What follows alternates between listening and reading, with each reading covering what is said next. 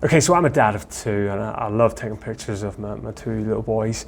And one of the ways I use Notion every single month is to take a picture of each of my sons on their month anniversary of their birthday. The idea being that when they hit the 18th birthday, I'll have 216 photos all gathered in one place and chronicled of their life, so that we can see how they've grown up. Okay, and I use Notion to do this. So let's jump into Notion very quickly. I'll show you how I've got it set up and how cool it looks and nice it looks once you've got this database of pictures, and you can go back and review that and create nice little galleries out of those pictures, so you can sit and enjoy looking back at the month by month growing up of your children, or any other major life events that are happening to you routinely, and you maybe want to track those in Notion. I've got just the way to do it, and it looks really great. So we'll jump in right now, and I'll show you exactly how to do it. Okay, so here we are in my Notion workspace, looking at my months database, a database to track each separate month in the year. And one of the things that I've started to do in this database is that with my kids, I thought it'd be a really nice idea to take a photo of them every single month birthday. So on the day they're born, and when they're 1 month old, and 2 months old, and 3 months old, and so on, and keep all those photos right up until maybe they're 18 and they leave home, and maybe I might not be able to get hold of those photos anymore. So it's going well so far. Kids are currently 4 and 1. I've got a photo of each of them on the month birthday, or the month anniversary of the day they were born. Pretty basic database we've got, relates, within each month. I track my accomplishments that I'm particularly proud of each month.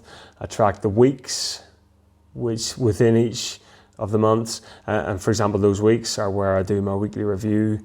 According to August Bradley's weekly review plan, a whole separate series of videos, which I'll link in the description for you if you're interested in that.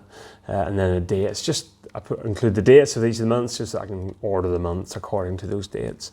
But let's jump down here and look at adding in the photos. And it's really basic. It's just a lovely application of Notion. So if we jump in there, and I've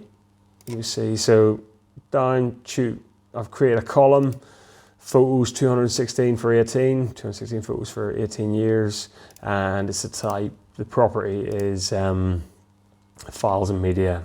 Probably pretty straightforward, pretty obvious. So let's jump down, we're dropping in, inserting a file, or inserting a photo. I think it's probably maybe that one for that particular month.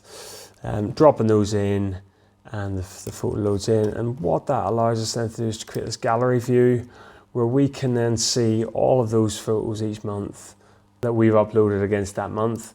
Just to show you how we can change the way that's displayed, because maybe if you've got multiple kids, you might want to do one child on one gallery view and then have a different gallery view for the other child, and we can jump in there and we can select the property. So for this one, I've only done it for one of my kids so far. I've selected the property photos 216 for 18, and that displays his photos for every month. And we can change the size, make it large, and we can get to fit the image, and maybe that's what's not fitted, maybe a nicer view. And then we can dress up this page all the normal ways. We can add a cover, and you could upload a nice family photo in there. And then what you're going to have is, in fact, let's go jump on Unsplash, family, there we go. Okay, Unsplash is going a bit slow today, and we'll move that a little bit. Yeah, and there we have it. Lovely family shot there. Save position, not of my family I might add, but you get the idea. And then you've got this lovely visual board that you can look at, and you can look at the progress of your kids on this board. Just two things to think about when you're doing this. Just remembering the 5 megabyte upload limit if you're using the free Notion plan. And if you are on Windows, or I'm sure it works on other laptops or operating systems as well, you could have your Notion window up on one half and the File Explorer or the equivalent for your system on the other half of the screen, and you can actually just drag and drop these photos across. So here we go, March 2019. I'll drag that across. There we go, that'll upload there nicely. So it's quite quick. If you're catching up like I am, you can go back quite quickly and just start dragging these photos across, and they'll jump across quite quickly as long as they're below that 5 megabyte limit. Okay, a basic application, but a lovely one nonetheless. I hope you maybe try that yourself and see how that works for you in your Notion workspace.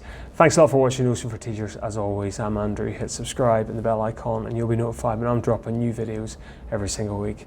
I'll see you again next week.